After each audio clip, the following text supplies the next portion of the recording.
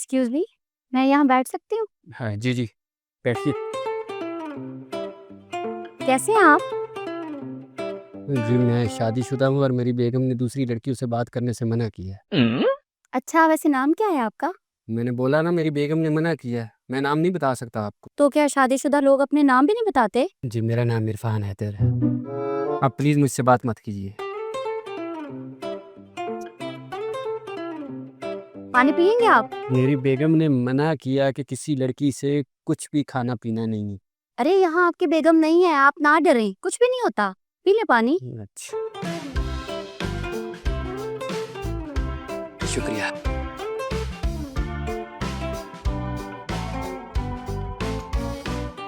ये ले खाएंगे?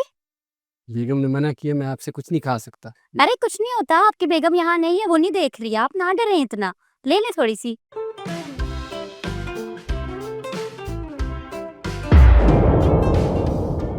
बेगम ने मना भी किया है, मगर जहाँ लड़की देखी नहीं वहाँ लट्टू फ्लैट थरकी।